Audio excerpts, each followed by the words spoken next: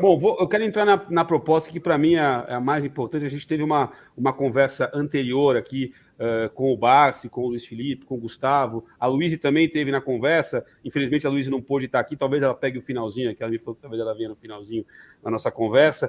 Mas o Barsi trouxe para a gente uma ideia, e eu queria que ele explicasse para todo mundo aqui, sobre tributação de investimentos em bolsa. Hoje em dia, a pessoa física que compra uma ação na bolsa e ofere lucro nessa venda, e essa venda é superior a 20 mil reais no mês, né, ele tem 20 mil reais para vender sem pagar imposto, acima de 20 mil reais, se ele oferir um lucro, ele tem que fazer um DARF e pagar 15% de imposto de renda sobre o ganho de capital. Quer dizer, comprou a 20 e vendeu a 21, vai pagar 15% de 1. Né? Isso, além de ser desproporcional, porque os fundos de investimento não pagam quando compram e vendem ações, isso também é trabalhoso. Muitos clientes mesmo, Alfredo, não vou investir em ações, dá muito trabalho fazer o DARF, pagar, calcular. Se eu fizer errado, vou ter que contratar um contador. Então, dá muito trabalho para o investidor. Queria escutar aí a opinião do Barsi sobre isso e ouvir a ideia que ele tem, que eu acho bem legal. Por favor,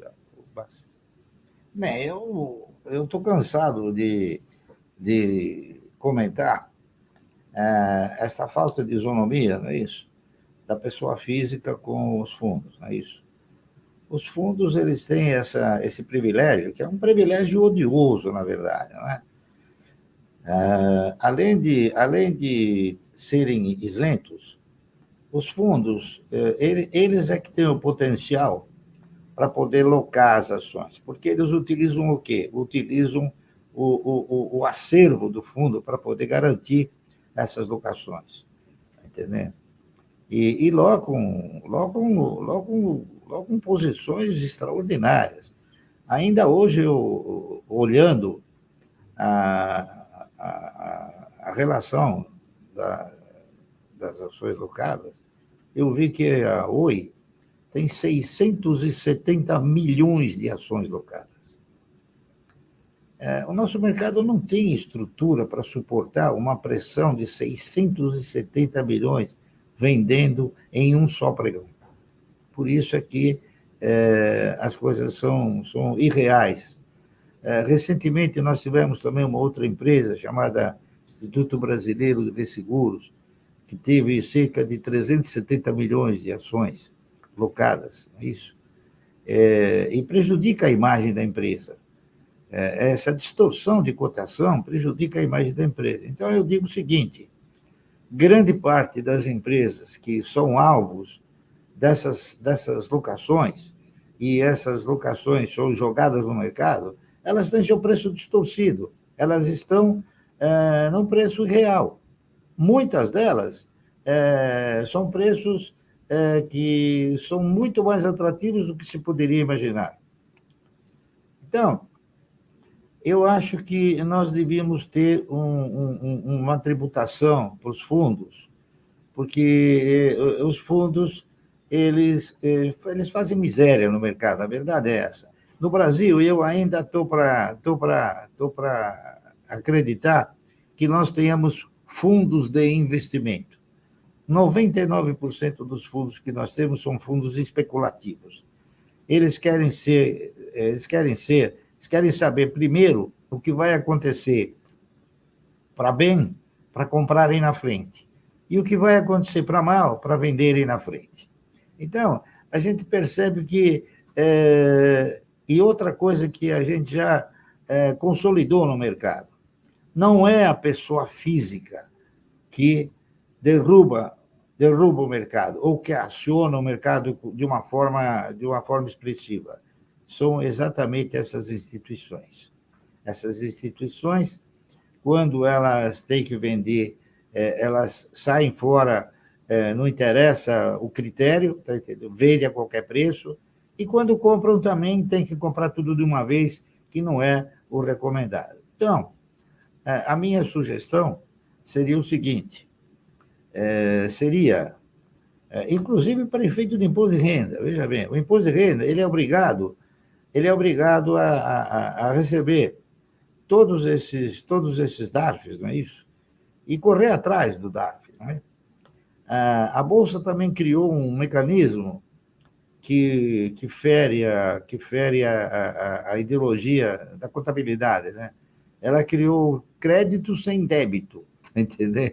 O crédito sem débito é o seguinte: você faz uma operação e tem um prejuízo, você não recolhe.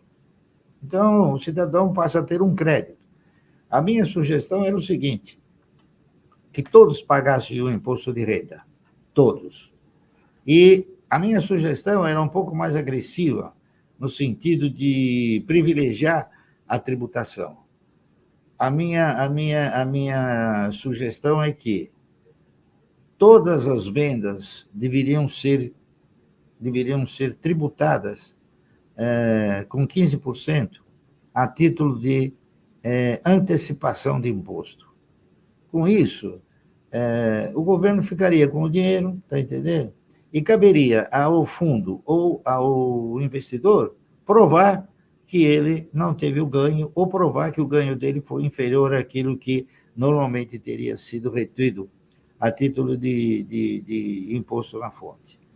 Eu tenho absoluta certeza que o governo arrecadaria valores que nunca imaginaram acreditar. Então, a minha proposta é essa: inverter a situação, não é isso? Esperar que o cidadão calcule o seu imposto de renda e pague o DARF. Eliminar isso. Fazer com que a cada venda sofra 15% de retenção. Aí quem vai correr atrás de receber o dinheiro de volta é o investidor ou é o fundo, tá entendendo? E o governo se beneficiaria bastante disso aí. É a minha opinião. Agora, pode não ser a da Bolsa, claro, a da Bolsa não é, isso é evidente, né? A Bolsa, quanto pior, melhor para ela, né? Tá entendendo? Agora, lamentavelmente, os políticos não sabem disso, eles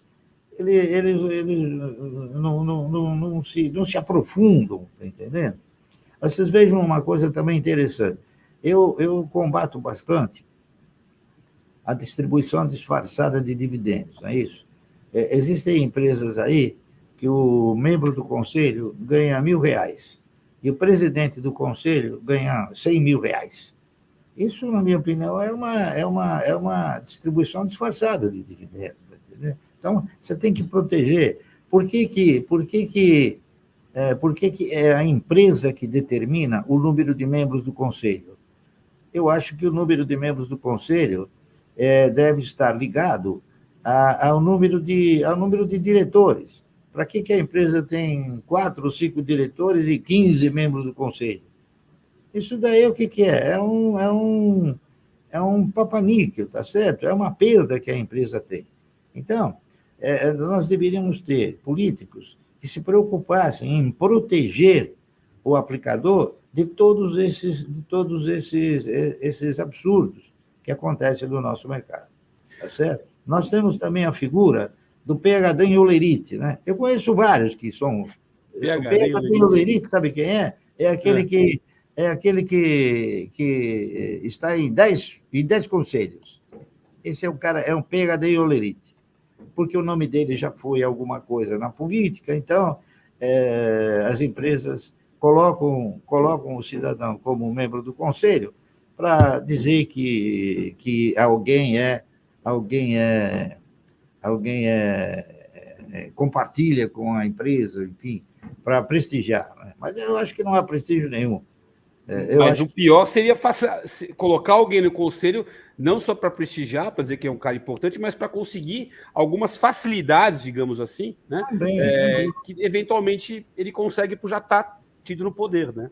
Claro, não há dúvida nenhuma. Eu acho que, por exemplo, eu não vejo porque, aliás, olha, eu admiro muito o Wilson, que ele está voltando, porque ele é um cidadão objetivo, muito objetivo. Uma das propostas dele foi reduzir o membro de conselhos da Eletrobras. É um cabide de emprego isso aí, está entendendo? É um cabide de emprego. Tem pessoas que nem sabem o que é eletricidade e são colocadas no conselho. O maior absurdo que eu cheguei a ouvir em termos de conselho é quando a Dilma ela era presidente do conselho da Petrobras. E ela declarou publicamente, como se nós fôssemos imbecis, que ela assinou a compra da Pasadena. A Ruivinha. Sem saber, ela não sabia, ela não viu. Não sabia que era uma put options. A Pasadena foi comprada por um fundo por 50 bilhões de dólares e a Petrobras comprou por 1 bilhão e 200 milhões de dólares 6 meses depois. Isso aí ninguém fala, puxa vida, né?